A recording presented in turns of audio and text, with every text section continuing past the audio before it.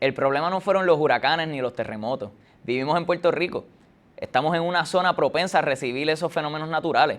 El problema fue que el gobierno de Puerto Rico y de Estados Unidos abandonó a los puertorriqueños que más lo necesitaban cuando más lo necesitaban. De esto vamos a hablar en el próximo episodio de Entre Líneas.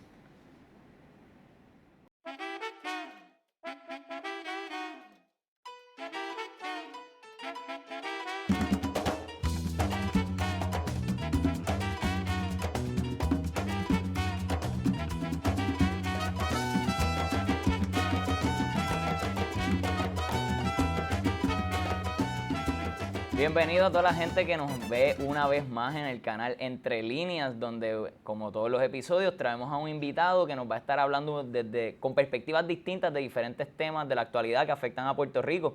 No se olviden de darle clic al botoncito que está debajo, aquí abajito, para que reciban las notificaciones con todos nuestros nuevos episodios. Escriban los comentarios, nosotros les vamos a responder, podemos acoger las sugerencias, y recuerden que estamos subiendo los episodios a Spotify, donde también, si estás guiando, si estás cocinando, puedes escuchar las entrevistas y enterarte de todo lo que está pasando. El día de hoy nos acompaña Tato Rivera Santana. Tato, gracias por venir de nuevo. Un placer. Nos va a estar hablando un poquito sobre la situación de lo que ha estado pasando en Puerto Rico, porque hemos estado viviendo en estos últimos años, desde María, el huracán Irma, los temblores, unos eventos naturales que han pasado en Puerto Rico desde que Puerto Rico existe, ¿no? Por siglos, Y por miles de años. pues venimos un poquito a discutirle por qué es que ahora estamos viendo unos efectos tan negativos para nosotros los puertorriqueños y las puertorriqueñas. ¿Qué hace distinto esto? ¿Es culpa de la naturaleza? ¿Tenemos que estar tratando de cambiar la naturaleza o hay que estar pendiente de otras cositas? Así que, Tato, como estábamos diciendo, tuvimos el azote del huracán Irma primero, que le dio al este, tuvimos el azote del huracán María y luego todo este enjambre de temblores que todavía están ocurriendo en el sur de Puerto Rico. En cuestión de la respuesta gubernamental, que es lo que no permite que llegue la ayuda a las personas que la necesitan, ¿qué fallas hemos podido ver ahí? Mira, hay que añadir, además de los dos huracanes y de los temblores o los sismos, que han ocurrido también marejadas muy intensas. De hecho, hubo una marejada muy intensa después de María. Ocurrió para el mes de noviembre, que tuvo unos impactos muy fuertes en la costa norte, principalmente en Puerto Rico, y que es parte de esa continuación y de esa cantidad de eventos naturales que han ocurrido por muchísimos años, por milenios, y que forman parte de nuestro entorno geográfico y del hecho de que estamos viviendo en un planeta que está vivo.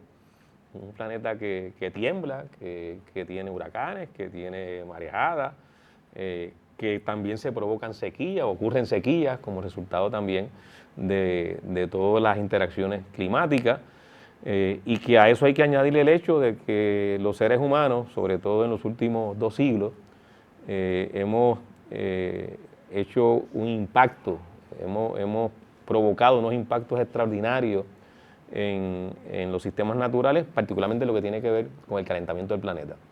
Que es resultado, como isla tenemos unos efectos específicos sobre nosotros. Sobre exactamente. Y que es resultado principalmente de la quema de hidrocarburos y cómo el dióxido de carbono ha aumentado más allá de lo que normalmente existe en la atmósfera, provocando entonces el que el efecto de invernadero sea más intenso. El efecto invernadero es un efecto natural y que permite, por cierto, que exista la vida en el planeta. Pero al aumentar la cantidad de gases que provocan ese efecto invernadero, producto de la combustión de los combustibles fósiles, pues se ha incrementado ese efecto y el planeta se está calentando, y eso tiene unos efectos también en el sistema climático, que los científicos anticipan que puede provocar huracanes más intensos, igualmente sequías más intensas. De hecho, nosotros, y hago, ¿verdad?, esta acotación a la pregunta, porque es importante tener o tratar de tener el cuadro completo. Nosotros prácticamente en un espacio de 2 años, los puertorriqueños y puertorriqueñas vivimos una sequía intensa que empezó en el 2013 y terminó en el 2014, casi en el 2015, y 2 huracanes intensos. Así que hemos tenido 2 eventos climáticos extremos, devastadores, que han sido anticipados por la comunidad científica a nivel internacional como resultado del calentamiento del planeta. Entonces, cuando vemos estos fenómenos ocurriendo de esta forma, pues nos percatamos que no estamos preparados, el país no ha estado preparado para enfrentar los mismos, a pesar de que en la planificación que se ha hecho en años o en décadas anteriores, siempre se contemplaba que esos eventos iban a ocurrir. Por cierto, cuando se diseña el sistema de la Autoridad de Acueducto y Alcantarillado, el sistema de abastos de agua, y se construyen los embalses de agua, se hace precisamente para tener agua cuando no haya precipitación, cuando haya sequía. Para prepararse en esos momentos. Exactamente. Y Así con que, todo eso, el cambio evita que eso sea suficiente en estos momentos. bueno, lo que ocurre es que, y ahí es que vamos entonces, así es producto de la naturaleza, si las consecuencias se pueden adjudicar a la naturaleza o a la falta de intervención de los seres humanos, de nuestra sociedad, de nuestras instituciones, del gobierno, o a ineficiencia en la puesta en práctica de los planes. Los embalses se diseñan precisamente para que haya agua en periodo de sequía. ¿Por qué cuando hubo esta sequía tuvimos problemas con ofrecer los abastos de agua, tener abastos de agua disponibles? 3 días de agua a la gente. Porque no se le ha dado mantenimiento a los embalses y no se hace el proceso de dragado, pero sobre todo no se planifican las cuencas hidrográficas para que éstas puedan evitar la erosión. Es decir, no debemos remover la cubierta forestal de las cuencas hidrográficas porque la cubierta forestal evita que el terreno se erosione, los embalses se sedimenten, permite también que el agua no llegue de cantazo a los cuerpos de agua, se tarda más tiempo en un área que está forestada que en un área que no está forestada, el agua de lluvia en llegar a los cuerpos de agua, y todo eso ayuda a que tengamos abastos de agua suficientes y que los embalses, entonces, desde su diseño, puedan cumplir la función de tener el agua disponible a la ciudadanía cuando hay sequía. Así que hay aquí un problema humano, un problema de falta de mantenimiento de toda esa infraestructura de embalses que tenemos y de la que se utiliza para también llevar esa agua, las tuberías, etcétera, las plantas de filtración a los hogares y a las áreas en que son necesarias. Y entiendo que entonces, el asunto del agua es importante porque nos ilustra un poco cómo es que hemos actuado equivocadamente, particularmente las entidades gubernamentales. A eso se suma el hecho de que tenemos una infraestructura de agua potable que, como no se le da mantenimiento, está llena de huecos, de rotos, las llamadas filtraciones. Y es un problema endémico prácticamente en la Autoridad de Acueducto y Alcantarillado por décadas, y se viene apuntando, se viene señalando que es un asunto importantísimo que hay que corregir, pero no se corrige. No se asignan recursos, no se contempla en el presupuesto de esta agencia para evitar que esos salideros en la práctica hagan inoperantes nuestros embalses de agua. ¿Por qué decimos esto? Porque el porciento de agua que se pierde en Puerto Rico en esa infraestructura deteriorada de la AAA asciende a casi 60%. Fíjate que más de la mitad, es lo que quiere decir este número, más de la mitad del agua que se extrae de los embalses, que se lleva a las plantas de filtración, que se potabiliza y se lanza por las tuberías, más de la mitad se pierde. Entonces, ahí estamos realmente ante un problema creado por las instituciones gubernamentales y no por la naturaleza. Ese es un problema nuestro, esa es la sequía realmente que más daño hace. La que fue construida por la que fue construida y que no se le ha dado mantenimiento y ha habido negligencia en poder reparar y resolver el problema de los salideros. Así que podíamos también mencionar en el caso de la energía eléctrica algo parecido. Los problemas de la transmisión, las pérdidas en la transmisión, las plantas que no se le da mantenimiento, plantas generatrices que se construyeron en el sur, pensando en una estrategia económica que fracasó, que entonces la mayor parte de los clientes y consumidores de la energía eléctrica está en el norte. Esa energía eléctrica que se genera y se produce en el sur se tiene que transmitir hacia el norte y hay unas pérdidas de energía en esa transmisión, y todo eso también representa un problema que a la larga es un problema fabricado por nosotros. Cuando digo nosotros, estoy siendo un poco injusto, ¿no? Porque, sí, porque yo no he tocado ninguna ley ni tú ni yo, ni los que estamos aquí, y probablemente los que nos están viendo y nos están escuchando. Cuando digo nosotros me refiero a la sociedad. Pero realmente son instituciones que han fallado en el cumplimiento de sus funciones. Y entonces cuando viene un evento natural, no tiene que ser un huracán. Aquí se va la energía eléctrica por otras razones. Y entonces el asunto de compensar esas fallas, pues, se complica. Y entonces resulta también más costoso la realidad. O sea, que vemos la incompetencia, el descuido por parte de los dos partidos que han estado alternándose en el poder. Y quería recordarle a las personas que nos ven que pueden acceder en los episodios anteriores para entender un poco mejor el cambio climático y los efectos de invernadero, y el episodio anterior con el compañero Francisco para entender un poco también el descuido de estos partidos, el PNP y el PPD. Pero volviendo al tema principal, después de estos fenómenos, en los terremotos y el huracán, tuvimos, especialmente el terremoto, tuvimos un momento donde se descubrieron unos suministros guardados. ¿Cuál fue la lógica del gobierno en estos minutos que nos quedan así cuál fue la lógica del gobierno para aguantar esos suministros? Bueno, ninguna lógica. Ahí lo que hubo fue una intervención partidista, política, de verdad, mendaz, una cosa que uno no concibe que pueda estar en la mente de quienes hicieron esto. El proceso de los suministros está dentro de la planificación que se hace y se supone que eso esté contemplado en los planes de contingencia, en los planes que elaboran las distintas agencias del gobierno para manejar situaciones como las que se han presentado. Así que no debe haber problema desde el punto de vista de los planes en cómo atender y manejar los suministros, dónde se almacenan, etcétera, y cómo se llevan los mismos a las comunidades y a la gente necesitada.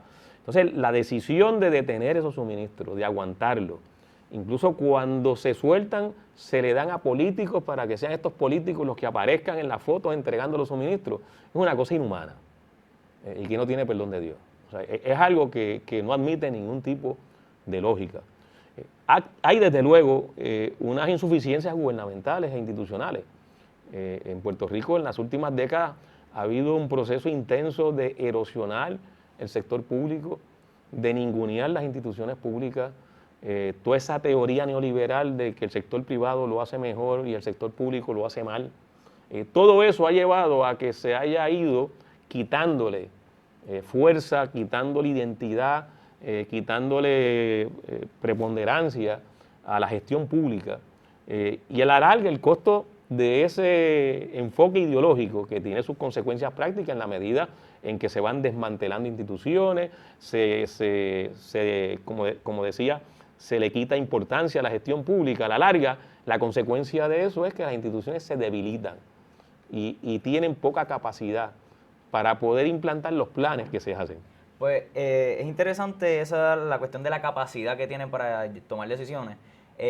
Y dentro de esa mal capacidad, esa poca capacidad creada por ellos mismos, una de las cosas a las que han recurrido es echarle la culpa o decir, no, ahora esto no me tocaba a mí, eso FEMA es el que tiene que ver con esto. Y hablemos un poquito de FEMA.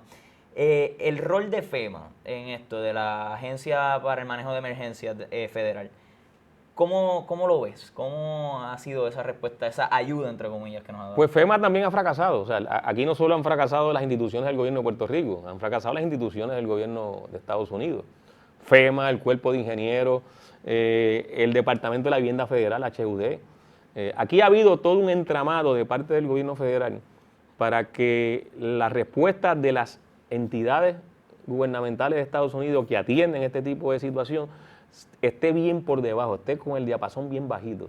Y el que mejor ha expuesto esa política es el propio presidente Trump. Donald Trump se ha hecho de un gran acopio de declaraciones contra los puertorriqueños y puertorriqueñas, planteando de que no se deben erogar los fondos que se han aprobado en el Congreso de Estados Unidos para atender las situaciones de los huracanes Irma y María, y ahora con la situación de los terremotos también emitió declaraciones en las que planteaba que no se le asignaran la cantidad de fondos que se están solicitando. De hecho, el primer anuncio en cuanto a asignación de fondos que hizo el presidente Donald Trump fue de 5 millones, que eso es nada ante la envergadura, la escala de lo que son los daños que se han provocado en el suroeste de Puerto Rico con relación a estos terremotos. Así que las agencias federales han sido también ineptas, han sido irresponsables en cómo responder a esta situación en Puerto Rico. Y en el caso de FEMA, no olvidemos que FEMA es un seguro que nosotros pagamos. En el caso de Puerto Rico se paga a través del gobierno de Puerto Rico. Pero es un seguro que se supone que responda precisamente en estas situaciones. Para eso es que se paga ese seguro, como los demás seguros.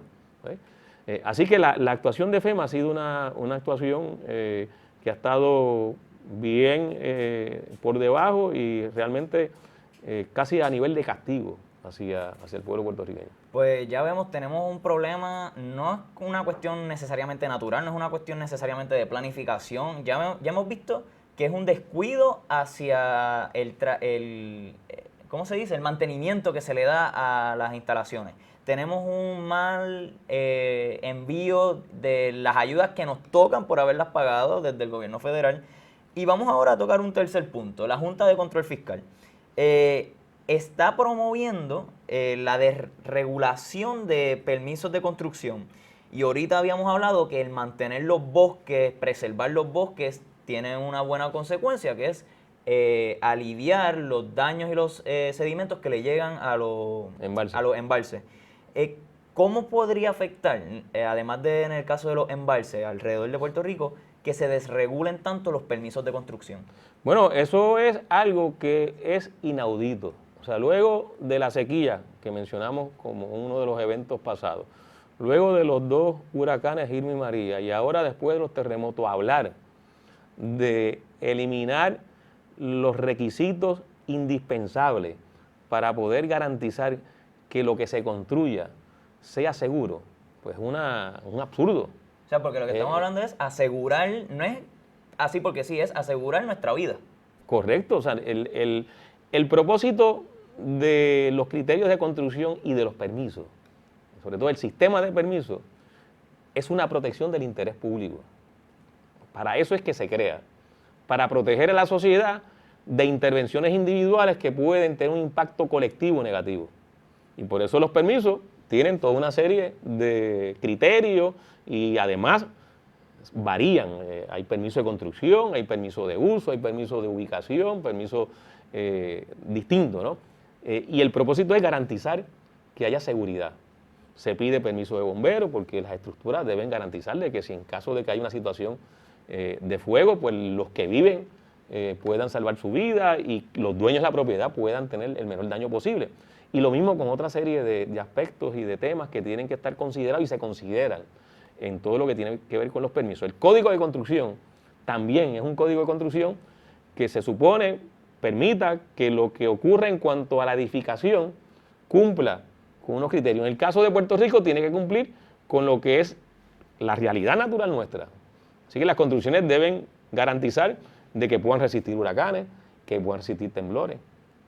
Y en ese sentido, plantear que eso se desregule es una grave irresponsabilidad.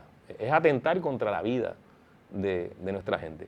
De hecho, quienes además pregonan y quieren que haya ese tipo de desregulación es precisamente la industria de la construcción. Lo que tienen ahí una posibilidad. Que a ellos les interesa, siempre han planteado, ha sido su posición y su postura por décadas, que se eliminen los permisos, que se reduzcan al mínimo los permisos. Bueno. Esa ha sido una de las grandes batallas que ellos han llevado a cabo y en ocasiones han tenido éxito, porque la reforma de permisos que impuso Luis Fortuño en el 2009, que fue una reforma que hoy vemos las consecuencias, precisamente buscaba eliminar la participación ciudadana y la protesta ciudadana cuando se emitieran permisos que pusieran en riesgo el interés colectivo. Bueno, para ir terminando, que ya me están diciendo los muchachos que no me queda mucho tiempo. Tan rápido se fue esto. Sí, se va rápido cuando se está aprendiendo tanto. Vimos que la naturaleza no es necesariamente la culpable de los efectos sobre nuestras vidas, que hemos pasado por un proceso de mal mantenimiento de los recursos, mala política como tal. La planificación en el futuro para sobrevivir terremotos, huracanes, que sabemos que van a seguir pasando. Resumiendo, ¿con qué debería contar? Bueno, en primer lugar, la planificación tiene que poner como eje central el calentamiento del planeta. y todavía la Junta de Planificación produce documentos, reglamentos, que no habla del calentamiento del planeta, y eso es algo también que es inexplicable, es inexcusable, mejor dicho. Así que el calentamiento del planeta tiene que ser un factor alrededor del cual nosotros como país tenemos que planificar el país y diseñar las políticas de uso de suelo, las políticas económicas, las políticas sociales, las políticas en cuanto a construcción de infraestructura. Tienen que tomar en consideración que existe ese evento, ese fenómeno, que ya no es una predicción científica, sino que es una realidad innegable, irrefutable, que la estamos viviendo. Eso es importantísimo. Lo segundo, para que la planificación sea efectiva, necesitamos instituciones públicas fuertes, que la puedan poner en práctica, que la puedan proteger, que no sean susceptibles a la presión de los sectores económicos pudientes que cambian los procesos o establecen procesos de corrupción dentro de las agencias públicas. Así que las instituciones públicas que tengan a su cargo la responsabilidad de poner en práctica la planificación tienen que tener la capacidad de hacerlo. Y en tercer lugar, nosotros necesitamos como país y como pueblo reconocer que nuestras instituciones nosotros tenemos que controlarlas. Y que el factor que representa la injerencia de agencias federales en Puerto Rico no es conveniente para nosotros en cuanto a la planificación y en cuanto a estos temas que hemos mencionado. Pues tenemos, por ejemplo, el caso del Cuerpo de Ingenieros, que en esto que ha ocurrido con los huracanes ha quedado claro la manera irresponsable en que el Cuerpo de Ingenieros también manejó estas situaciones. FEMA, el Departamento de la Vivienda Federal y el propio presidente de Estados Unidos, que por empezar niega el calentamiento del planeta como algo que esté ocurriendo. Así que este tema político, del estatus político, es también cardinal en lo que tiene que ver con lo que es nuestras expectativas y aspiraciones de poder planificar el país como nosotros queremos y nos merecemos. Bueno, Tato, muchísimas gracias nuevamente por explicarnos esto. A toda la gente que nos ven ya saben, no es una cuestión de la naturaleza, nosotros somos parte de la naturaleza, tenemos que vivir con esto y tenemos que, como estaba diciendo Tato, planificar de una forma distinta en donde nosotros controlemos nuestros recursos. Recuerden suscribirse, comentarnos, compartir todos estos episodios para que la gente que no nos conoce todavía nos conozca y se enteren de todos los problemas que están pasando. Síganos en Spotify y síganos en todas nuestras redes y sintonícennos en un próximo episodio de Entre Líneas. Nos vemos. Tato, muchas gracias. Chévere, a la hora.